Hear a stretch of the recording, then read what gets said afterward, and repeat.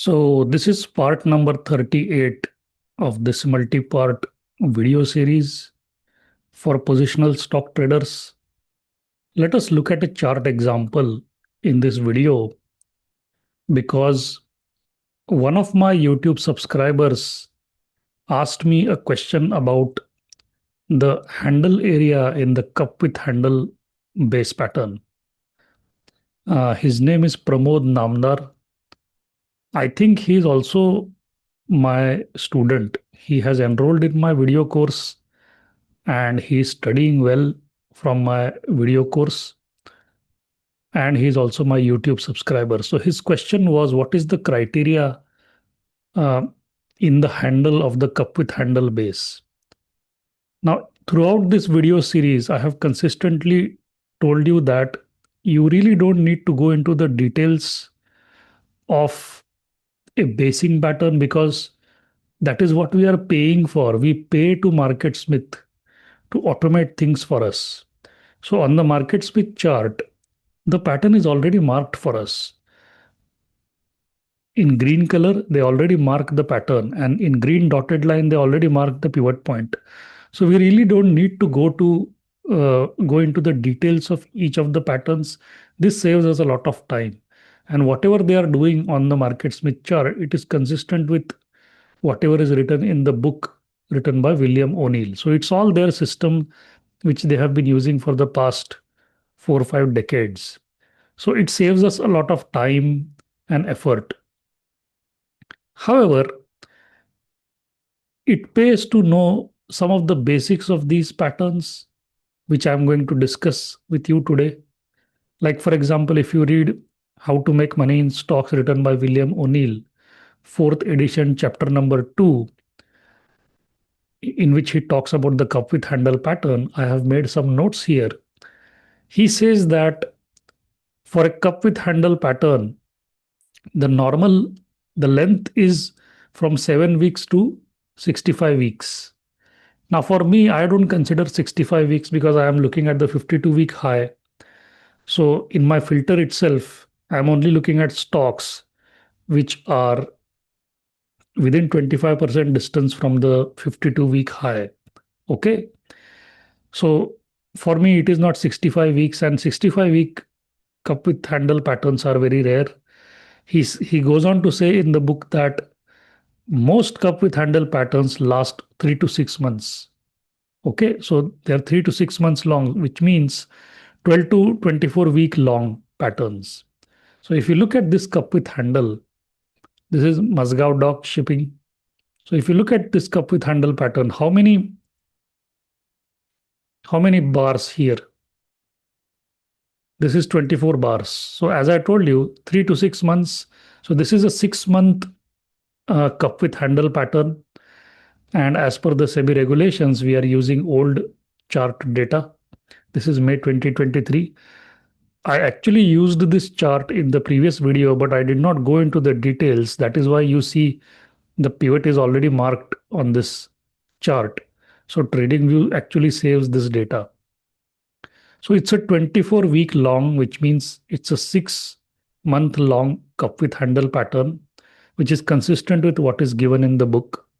Next, he talks about the depth of the pattern from the top to the bottom. He says it should be in the range of 12 to 33%. So this depth, let's see how much it is, around 34, 35. So roughly consistent with what William O'Neill is saying in his book. If it is more than 33%, then you have to look at the market downfall during that period. Okay, if the market falls 10%, your stock should not fall more than 25% during that same period. True winners display that characteristic. If your market falls 10%, so for example, if the Nifty falls 10%, and during that period, if the stock falls more than 25%, that's a weak base. That is not the sign of a true winner. This looks like a true winner. Okay. So we looked at length, we looked at depth. He also says that every basing pattern should be preceded by a strong prior uptrend, which should be at least 30%. So from the latest low, till the high, the distance should be at least 30%. So in this case, it is much beyond 30%. It's 300%. Okay. Moreover, he says that during that prior uptrend, the relative strength of the stock should be increasing, which in this case was true. Also, there should be a substantial increase in trading volume during that uptrend. As you can see, there is substantial increase in the trading volume during that uptrend. So all of what has been written in the book is consistent. Okay, this chart is consistent with whatever is written in the book. Just the thing is that the stock is too extended. This is base number 3. And I checked the relative strength of the stock when the stock was here was 90 plus. I think it was 92 or something. That was probably because of this massive 300% rise without forming a base. You see, from here to here, the stock shot up 300% without a single bar, after which there were 3 consecutive bars closing below the high of the base. See, this is the high of the base. How many candles, how many bars are below the high of this base? The entire bar, only 2, right? Here also you see there is not a single bar until you reach here. Okay. After this bar, you have 1, 2, 3. 3 bars which are entirely below the high of this. So the base starts here.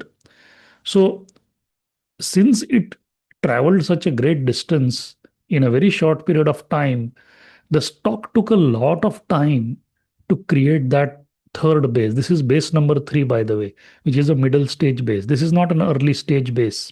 Okay. Even if this were a base number 2, I would say it is extended. But this is a third stage base. Mark Minervini calls this a tradable base. He does not call it a investable base. An investable base is base 1 and base 2, which is early stage. Okay. So this is base number 3. Moreover, coming back to the question asked by Pramod, he asked what is the criteria of the handle? Well, in the handle, William O'Neill says that it is generally more than 1 or 2 weeks long. Okay, longer than 1 or 2 weeks. However, that does not mean that if there is only 1 week in the handle, after this the stock came down. If there is only 1 week in the handle, that does not mean that it is not a cup with handle. It is a cup with handle, but with slightly higher risk. If there are 3, 4 weeks where the stock is consistently going down on low volume, okay, in the handle the volume should be low. In fact, in the entire base the volume should be low, which I will come to in a short while. I will discuss about volume. But William O'Neill says that the handles are generally more than 1 or 2 weeks long, so 3, 4, 5 weeks. But if it is 1 week, that is also fine. The depth should be around 8 to 12%. So let's see what is the depth here. See, 12%, consistent with what William O'Neill has said in his book. Moreover, he goes on to say that the handle forms in most cases, most true winners, it forms in the upper half of the base. So let me draw that base for you. So let me remove this. Yeah, see, green, blue, red. The handle, the pivot point comes in the upper half of the base. Okay. We generally don't draw the uh, blue, green, red. This is blue, green, red system is for daily time frame chart, not for weekly. But if you want, you can draw it on the weekly just to confirm that it is in the upper half. Okay. Yeah. So I will remove this. Yeah. So that's the pivot point. The high of this is 413.70. This is a 5% distance. And so it's in the upper half of the base. So to quickly summarize, the prior uptrend should be at least 30%. The depth should be around 12 to 33%. The length is generally 3 to 6 months, which is 12 to 24 weeks. The handle area is generally in the upper half of the base. The handle, the number of candles or the bars in the handle is generally more than 1 or 2 weeks. It takes more than 1 or 2 weeks to form the handle. But even if it is 1 week, that is still fine. And the depth of the handle around 8 to 12%. and there should be a substantial increase in the trading volume. There should be an increase in the relative strength of the stock during this uptrend. That is what a cup with handle pattern is all about. Apart from this, what have I told you to check inside the base? Remember that statement written in William O'Neill's book, constructive basing pattern have tight price areas. So look at tight price areas inside the base. See these two bars tight price area, these two bars tight price area, these two bars tight price area, tight closings. So a tight price area has got two characteristics. One is tight closings, which in this case, this one, then this one, tight closings and smaller spreads. Look at these green bars. Okay, these small red bars, these are smaller spread. Spread is the distance between the high and low of a particular bar. So smaller spread and tight closings. That is called as tight price areas within the base. What else have I taught you to check inside the base? Count the number of red bars inside the base. 1, 2, 3, 4, 5, 6, 7, 8, 9, 10, 11, 12, 13. So out of 24 weeks, there were 13 down closing weeks. Out of 13 down closing weeks, how many were on high volume? Not a single one. Check. Clear sign of institutional accumulation. Okay. What else is written in William O'Neill's book? The, the handle area or the price movement in the handle area is generally above the uh, 10-week simple moving average, or when the stock is breaking out of the handle area, it is generally above the 10-week simple moving average. If the stock is trading below the 10-week simple moving average, that is not a proper handle area. And this is understandable because the handle area is formed in the upper half of the base. So you would expect the moving average to follow. The moving average is generally a lagging indicator. Okay. So these are the characteristics of the cup with handle. You don't need to memorize this, okay, because it's too much to memorize, too much to think about. Over a period of time, you will come to naturally memorize this, but you don't need to do it because it is already marked on the market Smith chart. So let's draw the green selling zone. So the high of this is 413.70. Let me take out my old school calculator. Some of you laugh at me because I use simple things in life. 413.70 multiplied by 1.20, 496.44. So 496.44. And this is 413.70 multiplied by 1.25. This is 517.12. 517. You don't need to put the decimals. This is a weekly chart, so it doesn't matter. Just put 496 and 517. That should be fine. And give it green color. That's it. So green selling zone is established. Then let's draw the stop loss range. So this is 413.70 multiplied by 0.92. 380. I'm not putting the decimals. 413.70 multiplied by 0.95. So 393.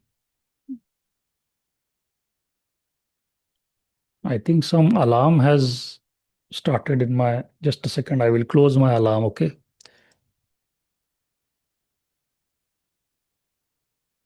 Some alarm, I don't know. Maybe my afternoon nap alarm. So it's 1:30. So anyways, coming back to the chart. So this is how it looks like. And let's see what happens. Now comes trade execution. The base identification, relative strength, fundamentals, everything. You assuming you checked everything. I have not checked the fundamentals. I have not checked the market conditions during this period. Okay. I'm just showing you, I'm just bringing your focus and your attention towards a base. And mind you, just because there is a base does not mean that you have to buy. What if there is a nice cup with handle base which meets all of your criteria and the relative strength is 64 of the stock? Will you buy? Absolutely not. In fact, forget about buying. The stock will not even show up in your filters, right? Imagine a stock which forms a perfect double bottom or a cup with handle base, but the industry group rank is like 123. Will you buy the stock? Absolutely not, right? So there are some strict criteria that we use. We don't buy any pattern. Every stock will have some or the other pattern. You open any chart, you will find base patterns there.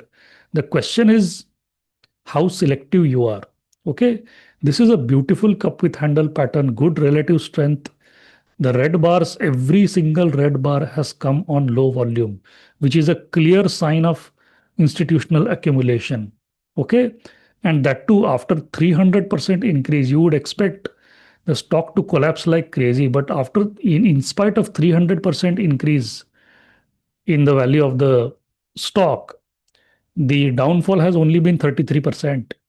So it's not a big deal. That is why probably the relative strength of the stock is in the 90s. I think it was 92 or something at that time. So very good cup with handle base here. Now comes execution. So I will click here. One click means Monday. So Monday, Tuesday, Wednesday. So Wednesday you get an opportunity to buy. Let's say you plan to buy 100 shares. So on Wednesday, you will end up buying 50 shares. You will not buy the remaining 30 and the remaining 20. Remember, we have discussed we have to buy in three tranches: 50, 30, 20. 50%, 30%, 20%. Whatever number of shares you plan to buy, divide them into these three categories. So you would buy 50 shares, you would not buy the remaining 30 shares because you notice that on Wednesday, by the time Wednesday came, the stock already hit the blue line on volume, which means you still have 2 more days to go, Thursday and Friday, and you would expect it to be a high volume breakout week, correct? Because Wednesday itself the high volume breakout has happened. So that whatever volume we require, that already came in 3 days of the week. So obviously it is going to be a high volume breakout week. The question is, on high volume, are we getting price movement? The answer is no. High volume, but the price closing below the pivot. So you only buy 50. Okay. Then Thursday and then Friday. So Friday, you get an opportunity to buy 30 shares, right? Second opportunity to buy because it's a high volume breakout week. Look at the closing. Remember the two statements made by William O'Neill. True winners do not go more than 8% below the correct pivot point. True winners, in fact, do not close below the pivot point. Okay. So this is Friday. You buy out of 100, let's say you bought 80 shares. So you filled up 80% of your position. You're waiting for the next week to start. So Monday, so already on Monday, you see 46 million volume came.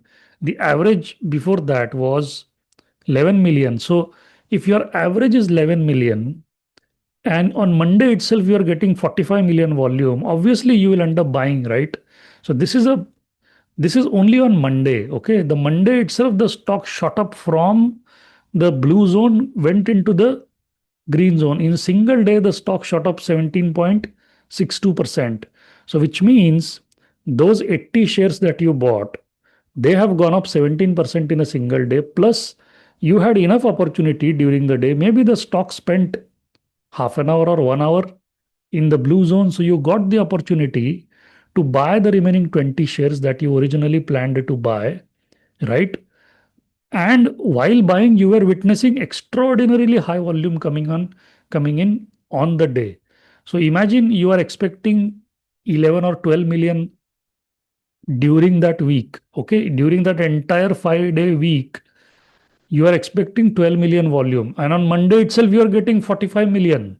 Okay, that's beyond uh, 4 times beyond what we are expecting, right? 5 times beyond what we are expecting.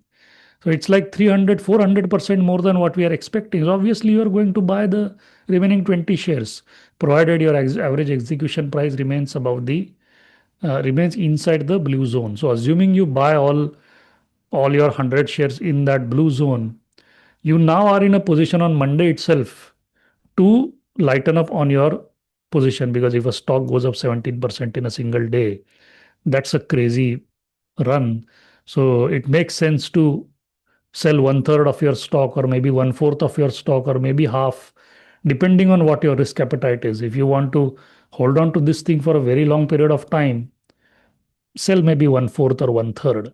But if you want to take some money off the table, uh, thinking that the stock might come down, or based on whatever you are feeling at that time, or if the next day there are election results, so if you are feeling that election results would make the market go crazy, you might want to sell all of your shares. So it depends on what you do. I mean, trade management is a very subjective topic. So Monday, Tuesday it continues to go up. So Monday you could choose to sell one third. Tuesday you could choose to sell one fourth, or maybe another one third. And then the remaining one third or one half you would keep, as long as the stock remains above the 10-week simple moving average. And you would move your stop loss to break even, your average execution price. Your break even is not your pivot point. Your break even is your average execution price. Okay. Wednesday, Thursday, Friday. So Friday it closed above that zone, and look at the volume. The volume is like 5 or 6 times more than the average weekly volume. In fact, this week this week pushed the average volume also up. So the average volume has also doubled basically. So the week was so powerful. The stock went up 23.44% in a single week. So the average volume went from 11 million to around 24 million. So even the average volume doubled. So to double the average volume, you need like 6 times the uh, actual volume. Actual volume should be 6 times more than the average volume for the volume to double. That in this case, okay, not every case. And look what happens next.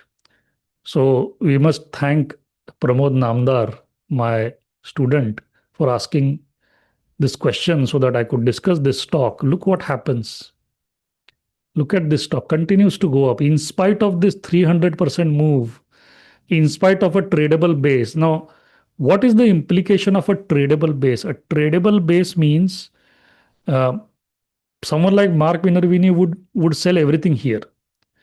That's that's a tradable base, right? You wouldn't want to ride the stock unless you want to take that additional risk, unless you are mentally, emotionally prepared to take that additional risk. But look at this. This stock shot up like crazy. It continues to go up. Look at this. I don't know when it closed uh, below the 10-week simple moving average. I can't move it much further. Okay. But let's see how much distance this went up. From pivot point, it went up another, it's another 200%. So this was 300%. This is another 200%. That's a crazy move. So this is like 100 rupees, like 112. Now it's gone to 1,000. The stock has gone up like 10 times from June 2022 to September 2023. Probably like just over more than 1 year. Correct? That's the price movement the stocks could display.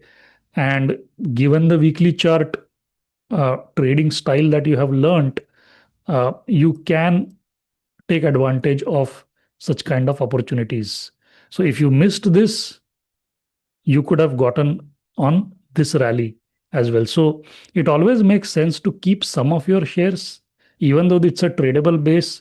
Maybe sell half here, or maybe sell one third or two thirds here. Keep the remaining one third, right? I normally follow the one third approach. On in 1 week, I sell one third, another week, I sell another one third.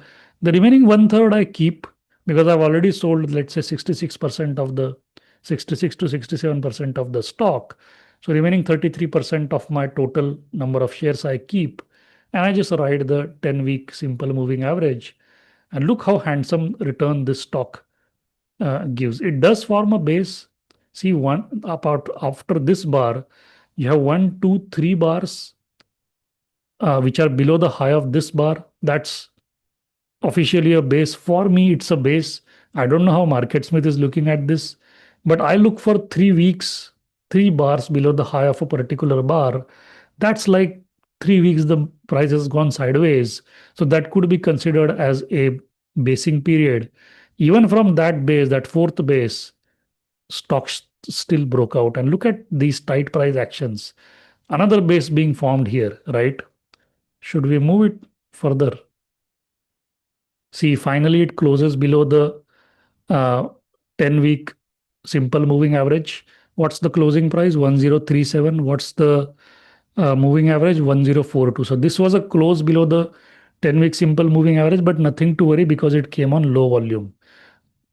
You have to start worrying when it closes below this 10-week simple moving average on high volume. That is when you have to just, what do you say, throw in the towel, or you just get out of the stock. It's not, if the stock closes on high volume below that blue line, you're done with the stock. The story is over basically. Okay. So in this case, doesn't seem like happening. Let's see. Even this bar, it has come on low volume, and moreover, it came on twice the volume from previous week, and the stock has bounced from the low. So although this is a down closing bar, but it's a strong closing bar. Remember, up closing, down closing, strong closing, weak closing. The closing is above the midpoint of the bar, so that's a strong closing. So even this is not a clear cut sell signal. Sell signal means you sell everything, whatever you have, you sell. That's called a sell signal. Partial selling are not sell signals. Okay, partial selling is you just want to take some money off the table, because when you do partial selling, you are by default reducing the risk in your position, risk in the trade, right? Because you are taking money off the table, you are booking profits. Even if the remaining position goes into a loss, which will not happen because you moved your stop loss to break even if the remaining position doesn't make you money, you still end up having a profitable trade, right? So that's why a sell signal is a signal which is very clear. It's like high volume close below the 10-week simple moving average. That's a sell signal. Plus, there are many other sell signals given in William O'Neill's book, which I have not studied deliberately because it's just too much information. I like to keep my system simple. I like to sell personally at regular intervals, maybe one fourth, one fourth, one fourth, like that. And that is just my style. If the stock shoots up, like if the stock is shooting up 17% in a single day, why not sell something? Right? Why not sell one fourth? Who knows, after that the stock will go up or down or sideways or whatever. If something is giving you like 17-20% return in a single day, for me that's a at least a partial sell sign. If not all shares, at least sell something, and the remaining shares just ride the moving average. I mean, why, what is the need to check too many rules, or have too many guidelines for trade management? Anyways, it's a subjective topic. What if the fundamentals of the company change during that upswing, or what if the market condition go from uptrend to uptrend under pressure? Anything can happen, right? So any change will warrant a change in your approach towards the stock. So trade management is a very subjective topic, which is why I don't cover this in this video series. I talk about trade management broadly in my video course, but that too is not, I wouldn't say that's a complete discussion of trade management.